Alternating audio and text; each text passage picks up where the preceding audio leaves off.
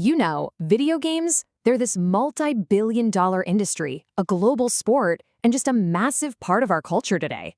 But if someone asked you to actually define what a video game is, could you do it? Well, today, we're gonna break it down. So let me ask you straight up, what do you think a video game is? It sounds like a super simple question, right? But believe me, the answer is way more interesting than you might think. All right, so to really get our heads around a video game, we actually have to take a step back and figure out a much simpler word first. Game. What does that even mean? It all, and I mean everything, starts with this core idea of play.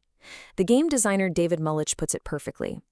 Play is something we do just for the fun of it, for pleasure. It's not like work where you're trying to get something done. With play, the activity itself is the reward. Now, the legendary designer Sid Meier, the guy who made Civilization, he came up with this really elegant definition. And it makes a ton of sense, right? Games are all about making choices. But does that really cover everything? Because think about it. A multiple choice test is totally a series of interesting, even important choices. But I don't think any of us would call that a game. So clearly, we're missing something here. So this brings us back to David Mullich, who gives us a much more complete picture. He says a game is a playful activity with rules and goals. It's simple, yeah, but it really nails down all the important parts. So let's break that down, right? You've got 4 key ingredients. First, it's an activity. You have to do something. Second, it's playful. The whole point is enjoyment. Third, it has rules that kind of limit what you can do. And finally, there's a goal, something you're trying to achieve, like winning the race or getting the high score. Okay, so once we nail down what a game is, figuring out what a video game is becomes super easy. It's just a game that uses technology. You've got a computer program, you interact with it, and you see it all happen on a screen. That's the video part right there. All right, now that we have our definition locked in, let's explore the absolutely massive universe of video game genres out there. Okay, the number of game types out there is just staggering. Seriously, we could be here all day. So, you know what? In the spirit of gaming, we're going to do a little speed run through some of the biggest ones. Ready? I mean, the range is just incredible. You've got your relaxing, cozy games like Stardew Valley on one end, and then these deep life simulations like The Sims. You've got competitive sports and combat games, puzzles and strategy games that'll really make you think, and of course, these huge, epic role-playing adventures like Final Fantasy. There's literally something for everyone. And a lot of the time, these genres are really defined by how much freedom you get. Open world games kind of just drop you on a massive map and say, go for it, explore. But sandbox games, they take it a step further. They basically hand you the toolbox and let you build and create whatever you can dream up inside the game itself. But, video games weren't always this massive global thing.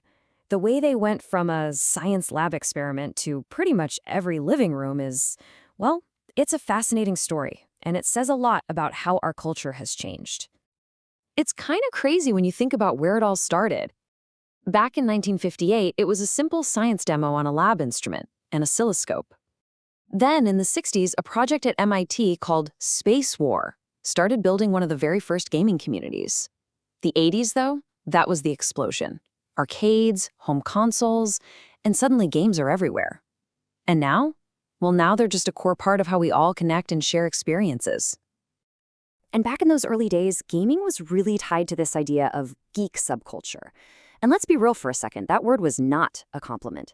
It was often used to kind of push people aside, the ones who were into tech and fantasy instead of more normal hobbies. But here's the amazing part. Games were a huge reason that whole idea got flipped on its head. As gaming got more and more popular, the skill, the technical knowledge, the passion it took to be good at them, it helped turn geek culture into something cool, something to be proud of, and eventually something completely mainstream. So why are we talking about all this? What's the big deal? Well, it's because games didn't just get popular. They have fundamentally changed our culture in ways we are still just beginning to wrap our heads around. I mean, they're not just toys anymore, not by a long shot. They are absolute cultural and economic powerhouses.